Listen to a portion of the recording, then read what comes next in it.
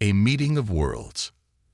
The hum of polished conversation filled the air in the Aurora Lounge, a high-end rooftop restaurant in the heart of San Francisco. The setting sun bathed the room in hues of orange and gold, casting a glow on the impeccably dressed patrons enjoying their premium cocktails and carefully plated meals. It was a place where only the wealthy and influential gathered, their laughter light, their words smooth as silk. Amid the clink of crystal glasses and the murmur of business deals, one figure made an entrance that silenced the room. Benjamin Mercer, a self-made tech mogul, stepped into the lounge with a swagger that matched his reputation. His custom-fitted charcoal gray suit hugged his frame perfectly, and his gold wristwatch, a rare collector's item, gleamed under the chandelier's soft light. His presence demanded attention. Benjamin, only in his late 30s, had already carved out a legacy in Silicon Valley, a man who wielded money and influence like a sword. Tonight, he wasn't here just for dinner. He was here to celebrate yet another acquisition, a tech startup he had purchased for a fraction of its worth, much to the dismay of its founders. For Benjamin, business was a game, and he played it ruthlessly. Benjamin moved toward his reserved corner table, nodding briefly at the host. As he sat, he looked over the dining area, where the city's elite mingled. His sharp eyes scanned the room for familiar faces, but paused on a young waiter carrying a tray of drinks. The waiter was Daniel Brooks, a 22-year-old college dropout working double shifts to support his ailing mother and younger sister. Daniel's thin frame and tired eyes told a story of sleepless nights and relentless effort. This wasn't the life he had envisioned, but it was the life he had to live. For now.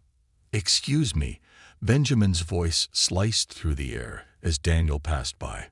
The young waiter stopped abruptly and turned, balancing the tray with practiced ease. "Yes, sir. How can I assist you?" Daniel asked politely, his tone neutral but respectful. Benjamin raised an eyebrow and looked Daniel up and down, as though appraising him. "Your posture," he said curtly. "It's sloppy. You're carrying that tray like it's a burden.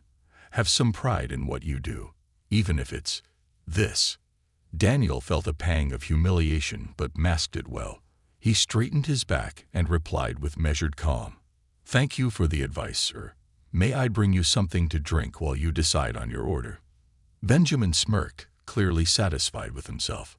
"A glass of your best Cabernet.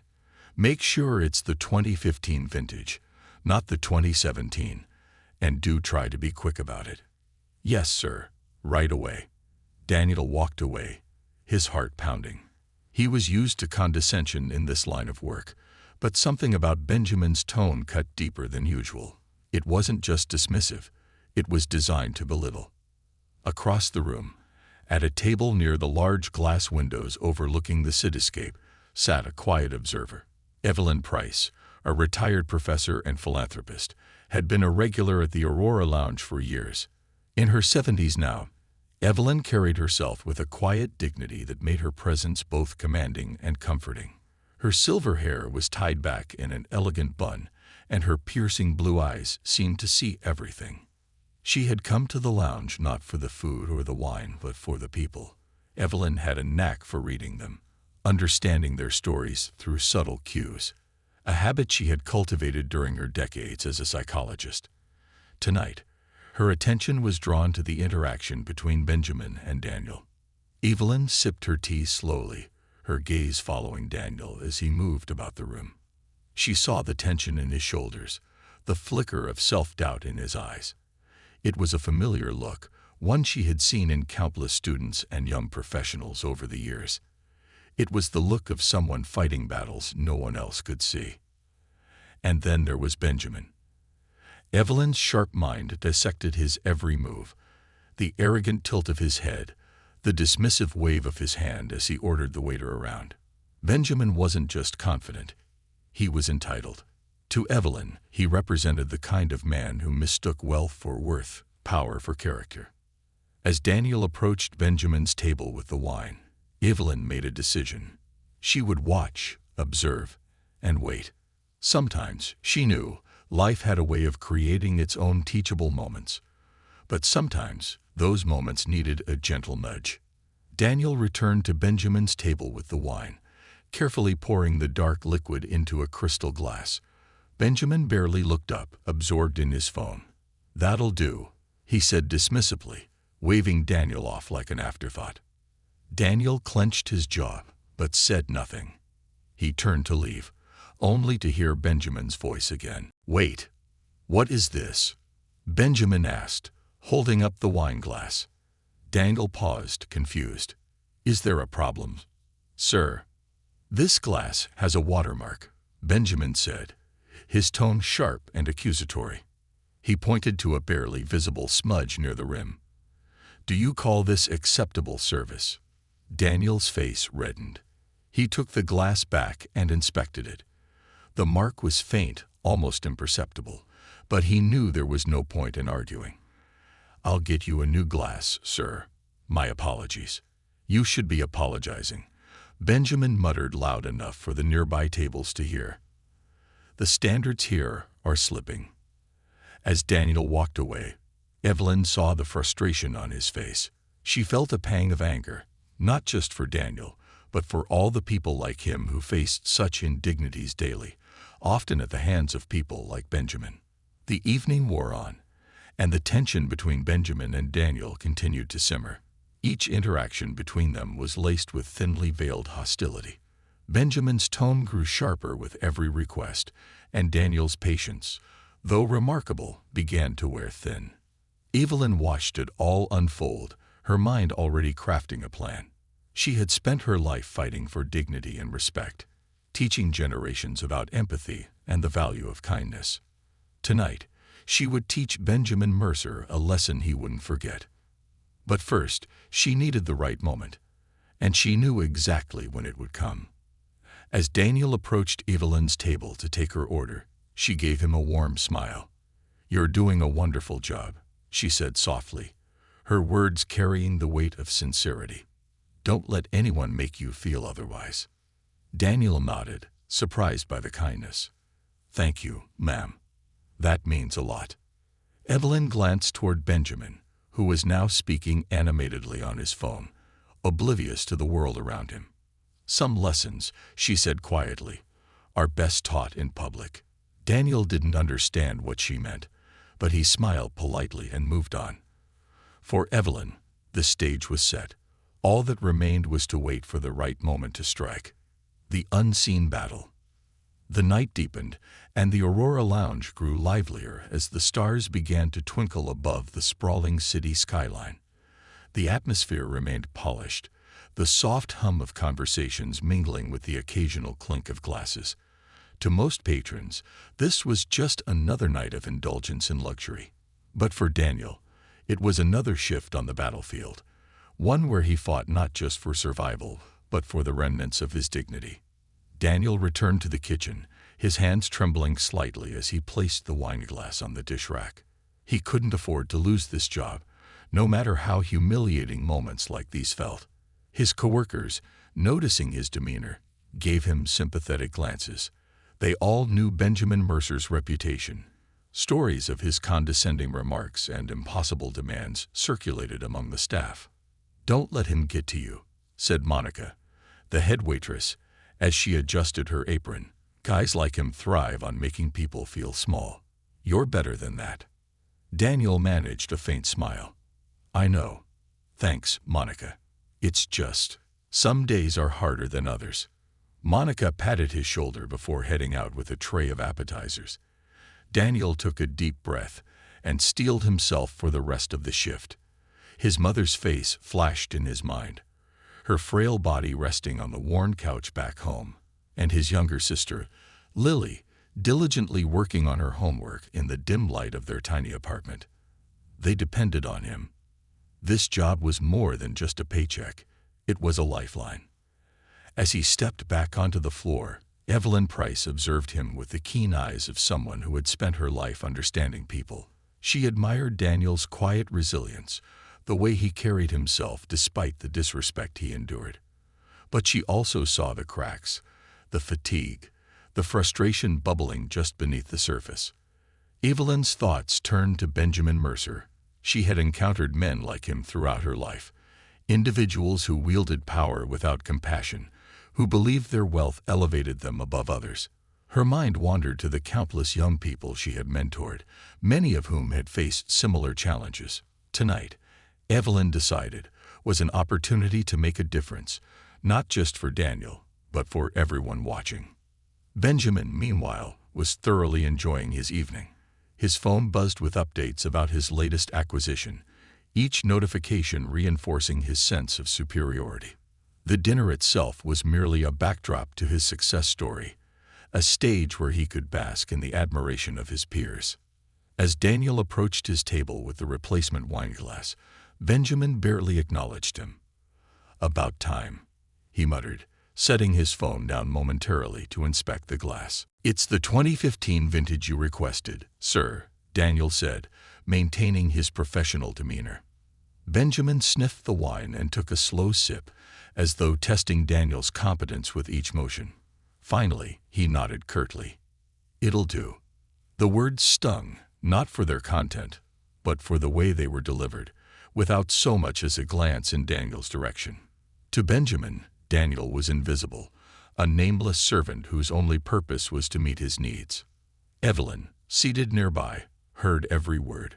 Her sharp eyes flicked between the two men, noting the power dynamics at play. She leaned back in her chair, her mind racing with possibilities. How could she turn this moment into a lesson? How could she expose the cracks in Benjamin's polished facade without humiliating Daniel further? Her opportunity came sooner than expected. Moments later, a minor commotion erupted near the kitchen. A young woman in her early 30s entered the lounge, her face flushed and her expression fraught with urgency. She was dressed modestly, her outfit out of place in the opulent surroundings. "Excuse me," she said to the hostess, her voice trembling. "I'm looking for Daniel Brooks. He works here. It's an emergency." The hostess hesitated, glancing toward the kitchen. "I'll check if he's available. Please wait here." Evelyn watched the exchange with interest. Something about the woman's demeanor struck her. This wasn't just a casual visit. There was genuine distress in her eyes. As the hostess disappeared into the kitchen, Evelyn leaned forward, her curiosity piqued. When Daniel emerged moments later, his face paled at the sight of the woman. "Emma, what's wrong?" he asked, his voice low but urgent. "It's Mom," Emma said, her voice breaking. She had another attack. The ambulance is taking her to the hospital. I didn't know where else to find you." Daniel's stomach dropped. He felt a wave of panic wash over him, but he forced himself to stay calm.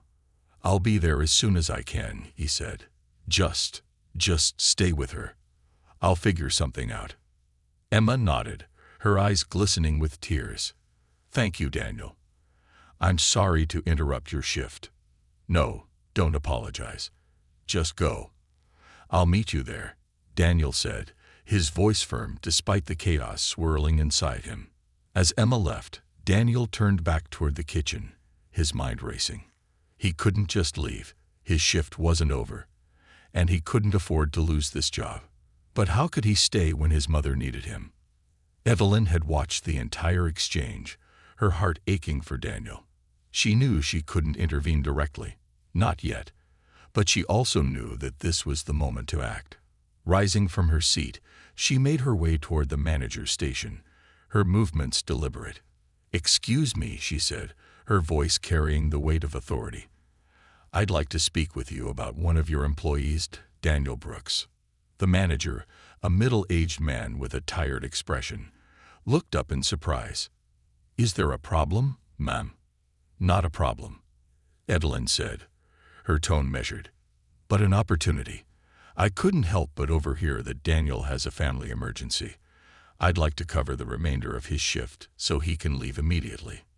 The manager blinked, clearly taken aback. "You want to cover his shift?" Evelyn smiled gently.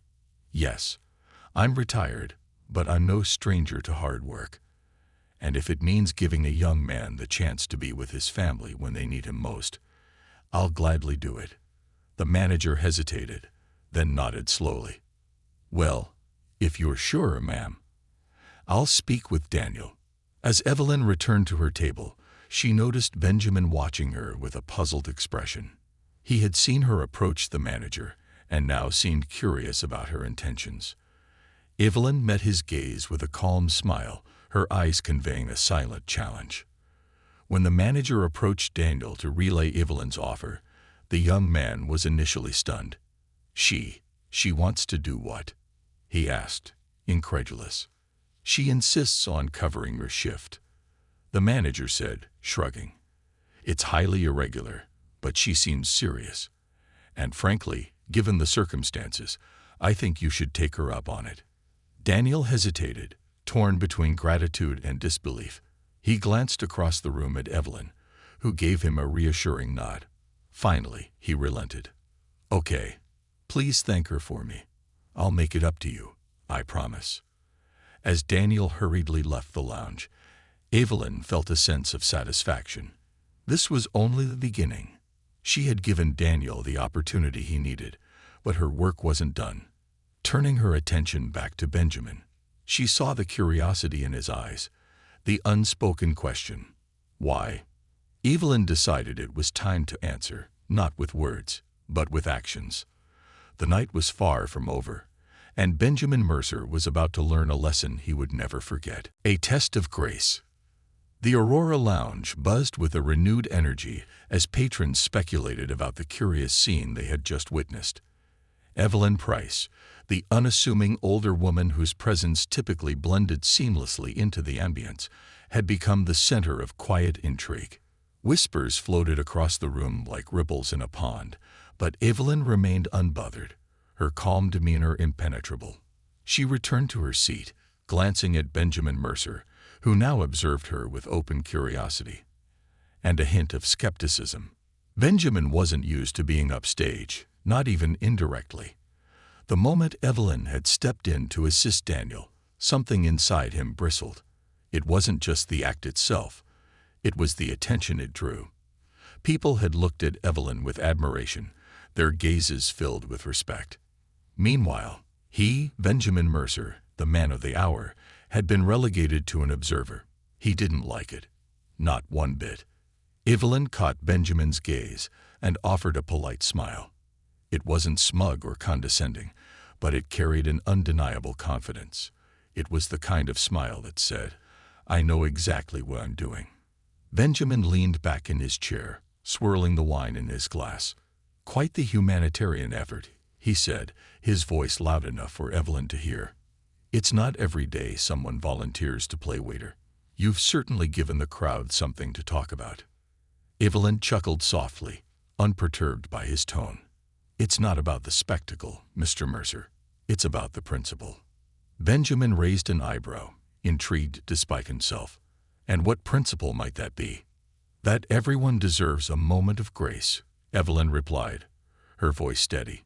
"Especially those who work tirelessly in the background, often unseen and unappreciated." Benjamin smirked, raising his glass in mock salute. A noble sentiment. But in the real world, grace doesn't pay the bills.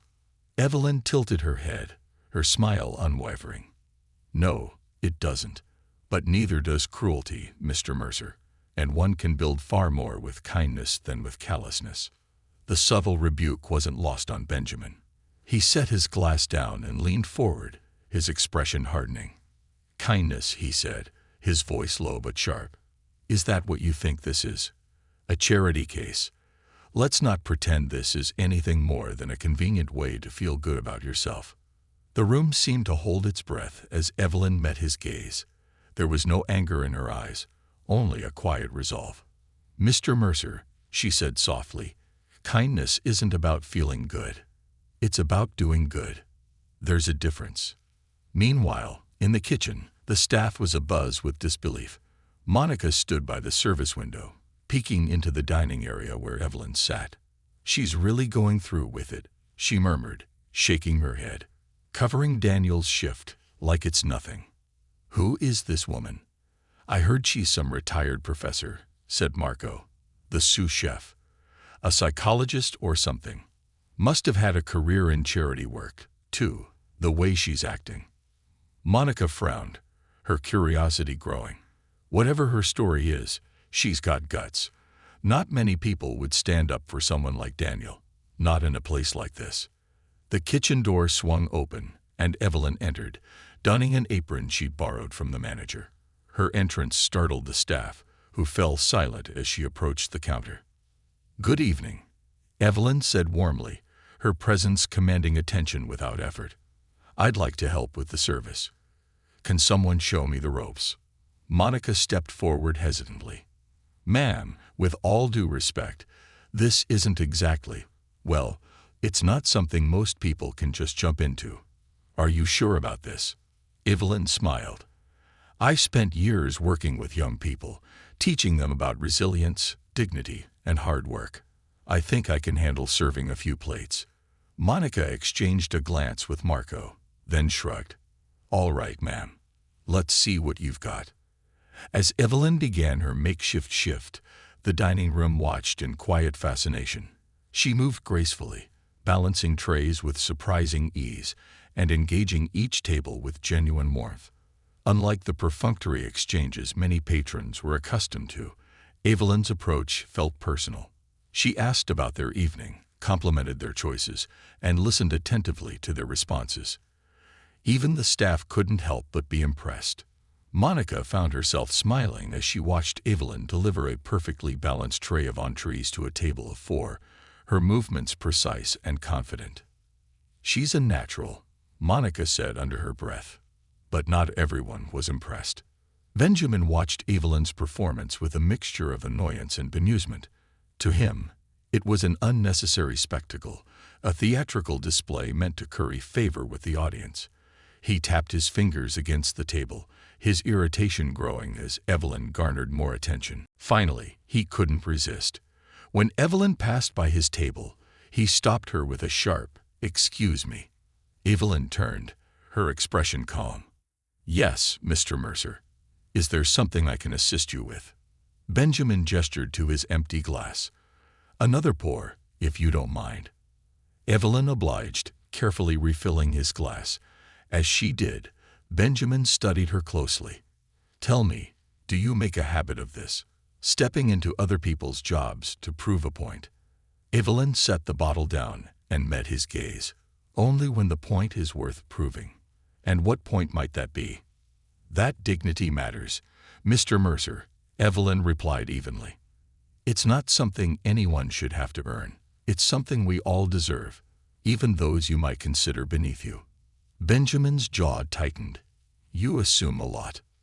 "Do I?" Evelyn asked, raising an eyebrow. "I've watched you tonight, Mr. Mercer. You speak to people as though they exist solely to serve you. You dismiss them with a wave of your hand, as though their worth is tied to how quickly they meet your demands. That's not assumption, it's observation." The room fell silent as Evelyn's words hung in the air. Benjamin's face darkened, his pride stung. For a moment, he said nothing, his mind racing for a response. But before he could speak, Evelyn leaned in slightly, her voice soft but firm. "True power," she said, "isn't about wealth or status. It's about how you treat those who can offer you nothing in return. Remember that, Mr. Mercer." With that, Evelyn straightened and walked away, leaving Benjamin to stew in his thoughts. For the rest of the evening, Benjamin remained uncharacteristically quiet. He picked at his food, his mind replaying Evelyn's words. He had built his life on the belief that power was about control, about being the smartest, the richest, the most influential person in the room. But now, for the first time, he felt something crack beneath the surface. Evelyn, meanwhile, continued her shift with unwavering grace. She moved from table to table, her presence a reminder that dignity wasn't tied to wealth or position. By the time the evening wound down, she had not only covered Daniel's duties, but had left an indelible mark on everyone in the room. As the patrons began to leave, Evelyn returned her borrowed apron to the manager. "Thank you for letting me help," she said with a smile. "I hope it wasn't too much of an inconvenience." "Not at all, ma'am," the manager replied, clearly impressed. "If anything, you've given us all something to think about." Evelyn nodded, her expression thoughtful. That was the idea. As she stepped out onto the rooftop terrace, the cool night air greeted her like an old friend. She gazed out at the city lights, her heart heavy but hopeful. She knew her actions wouldn't change the world overnight, but perhaps they had planted a seed, one that might grow in the hearts of those who had witnessed her quiet rebellion. And perhaps, just perhaps, even in the heart of Benjamin Mercer. The awakening. The moon hung high over the shimmering cityscape as the Aurora Lounge gradually emptied.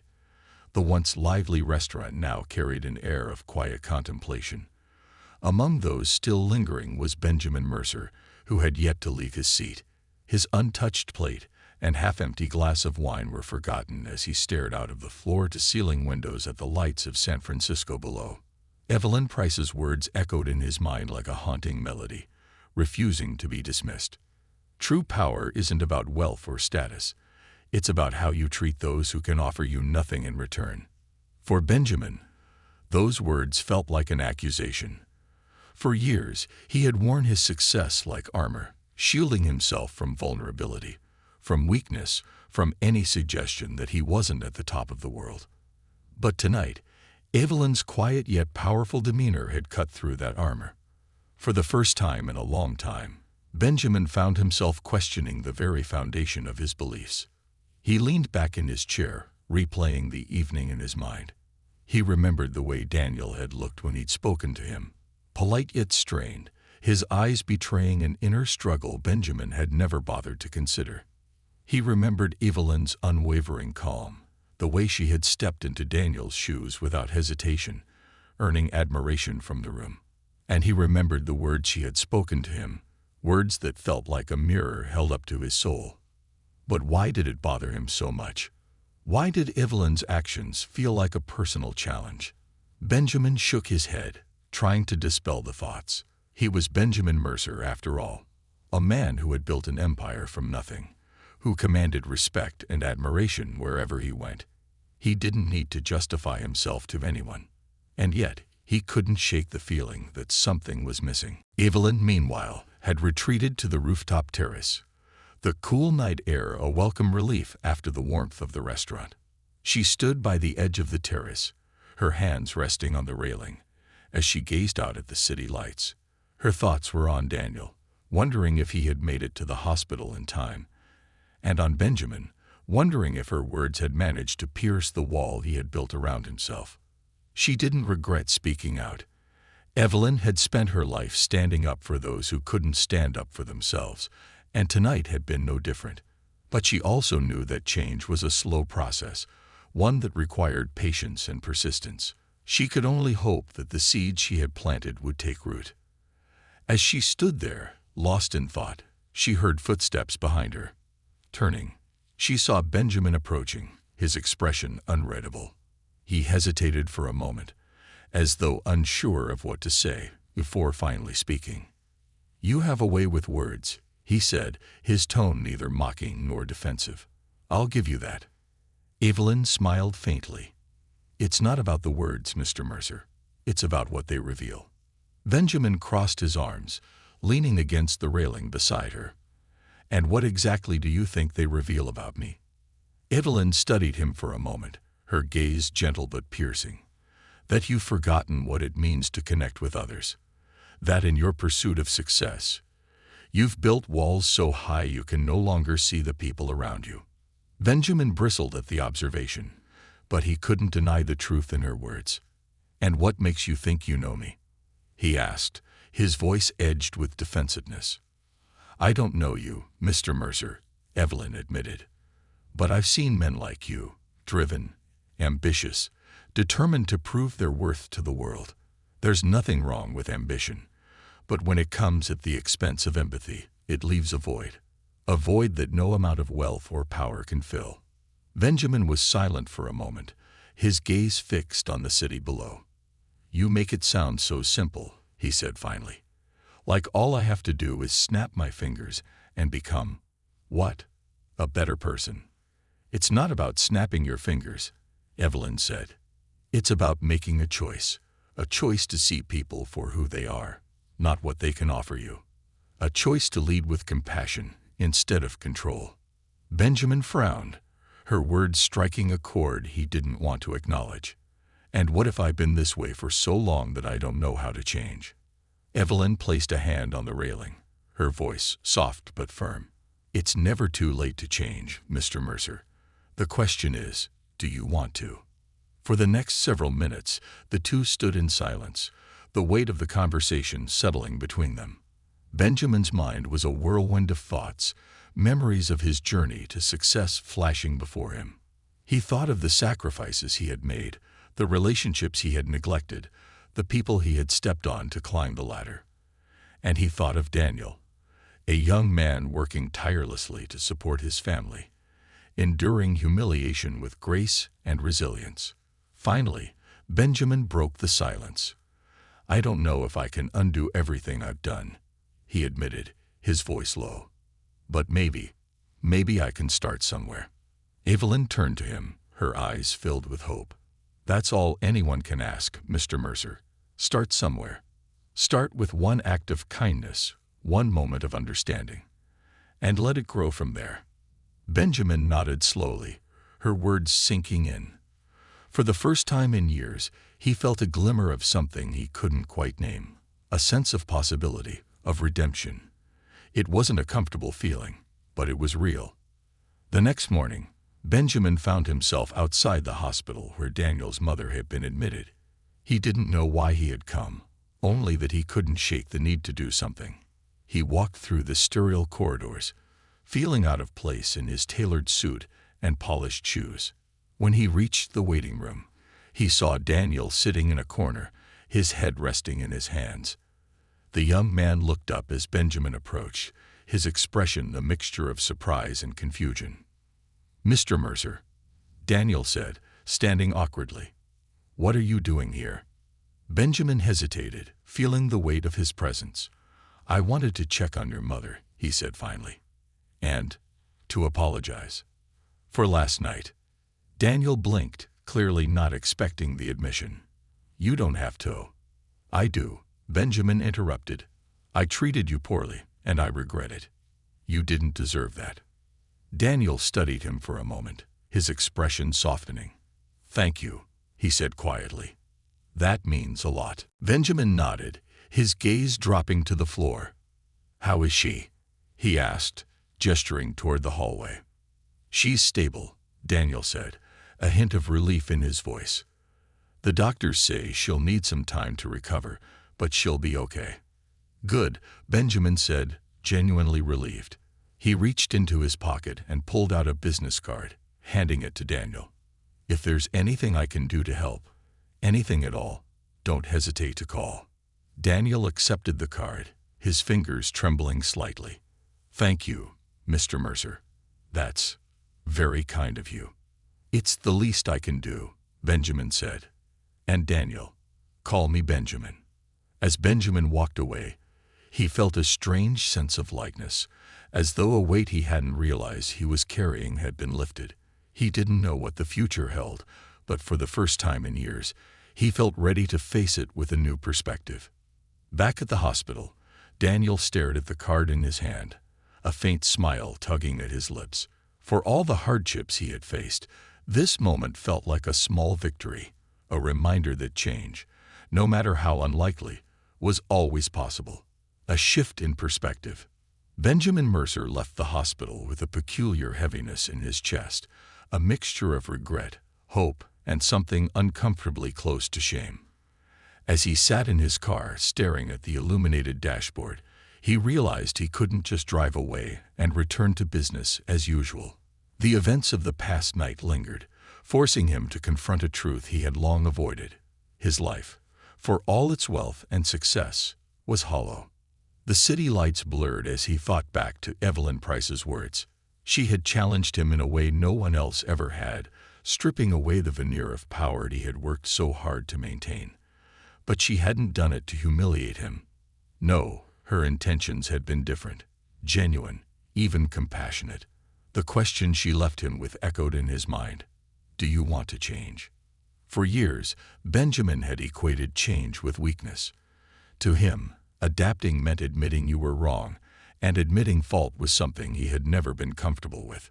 But tonight, standing in that hospital waiting room, seeing Daniel's gratitude despite the humiliation Benjamin had inflicted on him, something had shifted. Perhaps change wasn't weakness after all. Perhaps it was courage. His phone buzzed, pulling him from his thoughts. It was an email from his assistant, outlining the agenda for the following day. Meetings, a corporate dinner, and a potential new acquisition. The usual grind. For the first time, it felt suffocating. Benjamin turned off the phone and sat in silence, his mind racing with thoughts of what to do next. The following morning, Benjamin did something unprecedented. He cleared his entire schedule. His assistant was bewildered, but he brushed off her concerns with a vague explanation. "Something more important has come up," he said. He didn't elaborate, and he didn't have to. For once, Benjamin Mercer wasn't bound by his calendar. He had other priorities. His first stop was a small bakery in the Mission District. He had heard Daniel mention it in passing during one of their strained exchanges, describing how he worked a second job there on weekends to make ends meet. Benjamin entered the modest shop, the smell of freshly baked bread and pastries filling the air. Behind the counter was a woman in her 50s, her face lined with years of hard work, but softened by a warm smile. "Good morning," she greeted. "What can I get for you?" Benjamin hesitated, suddenly unsure of how to proceed. "I'm actually looking for Daniel Brooks," he said. "I heard he works here." The woman's smile faltered slightly, replaced by a look of curiosity. "He does, but he's not here today. Is there something I can help you with?" "I just wanted to learn more about him," Benjamin admitted, surprising himself with his honesty. "He's a remarkable young man, and I feel like I've overlooked that." The woman's expression softened. "You're right. He is remarkable. I've known Daniel for years. He's one of the hardest working people I've ever met. Always puts his family first, even when it means sacrificing his own dreams." Benjamin's chest tightened. He thought about all the times he had dismissed Daniel as just another waiter, someone insignificant. Now he realized how blind he had been. "Does he ever talk about his dreams?" Benjamin asked, his voice quieter. "He does," the woman said with a faint smile. "He wants to go back to school, study engineering. But with his mother's medical bills and his sister's school expenses, he hasn't been able to save enough. Every dollar he earns goes straight to his family." Benjamin nodded, the weight of her words sinking in. "Thank you," he said. "I appreciate you sharing that." The woman studied him for a moment before nodding. "If you're here because you want to help him, then you've come to the right place. Daniel doesn't expect much from anyone, but even a little kindness goes a long way." Benjamin left the bakery with a renewed sense of purpose. He didn't know exactly how to help Daniel, but he knew he had to try. Later that afternoon, Benjamin found himself back at his office, poring over his company's charitable initiatives. He had always delegated such matters to his team, seeing them as little more than PR moves, but now he was determined to do more.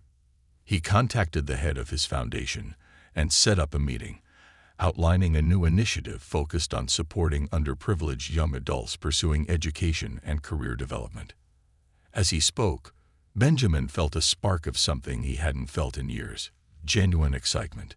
This wasn't about profit margins or market share. It was about making the difference, about using his resources to uplift others instead of merely enriching himself.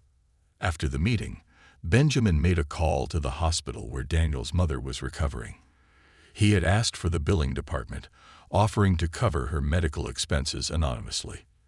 The hospital staff was taken aback but agreed, thanking him profusely. It was a small gesture, but it was a start. Meanwhile, Evelyn Price sat in her quiet home, sipping tea as the morning sunlight streamed through the windows. She hadn't heard from Benjamin since their conversation on the terrace, but she didn't expect to. She had planted the seed. It was up to him to let it grow. Her phone rang, interrupting her thoughts. To her surprise, it was a call from Benjamin. "Mrs. Price," Benjamin began, his voice measured, "I just wanted to thank you." Evelyn smiled, sensing the sincerity in his tone. For what, Mr. Mercer? For not holding back, he said. For challenging me when no one else would. You were right. I've been blind to a lot of things. But I'm trying to change that. Evelyn's heart swelled with hope. I'm glad to hear that, Mr. Mercer.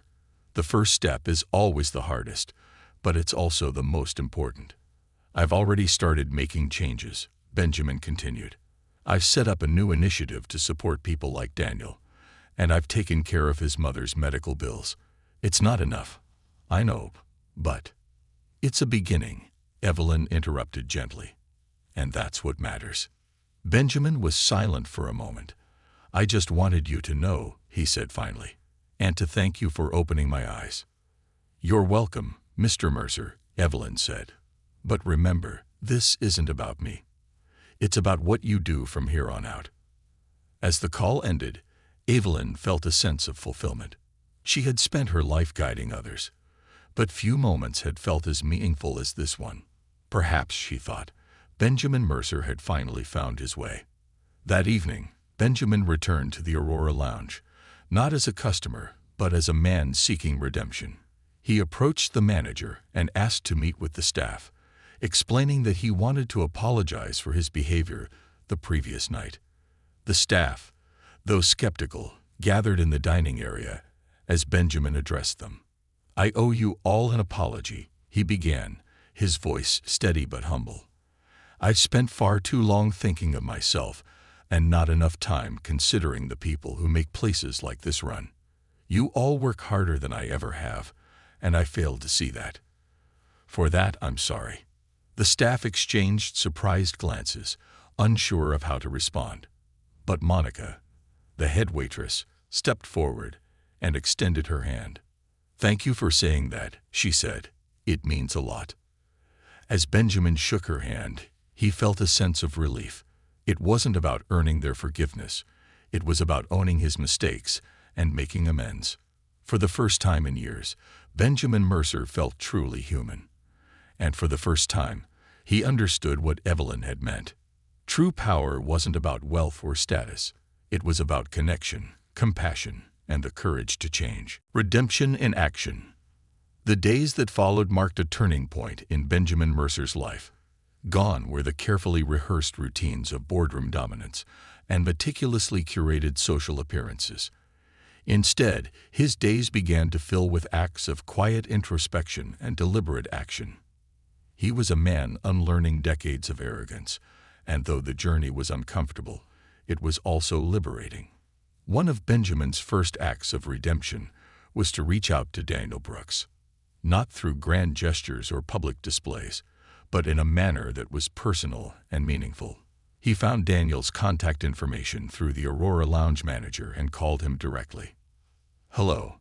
Daniel's voice on the other end was cautious, unsure why Benjamin Mercer of all people would be calling him.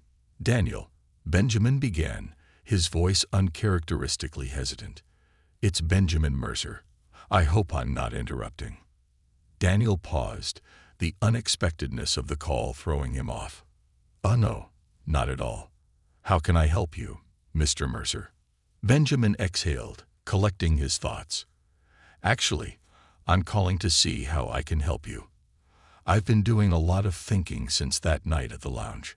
I realize I've treated you, and people like you, terribly. I want to make it right. There was silence on the line, and for a moment, Benjamin worried he had overstepped. Finally, Daniel spoke, his voice measured. I appreciate that, Mr. Mercer, but you don't owe me anything. I was just doing my job. That's exactly why I owe you, Daniel, Benjamin said. Because you shouldn't have to endure what I put you through. And because people like me, people who hold power, should do more to support people like you. Daniel was quiet again, but this time there was a hint of warmth in his tone. I'm not sure what to say. Then let me say this, Benjamin continued. I've started a program through my foundation to support young adults pursuing education.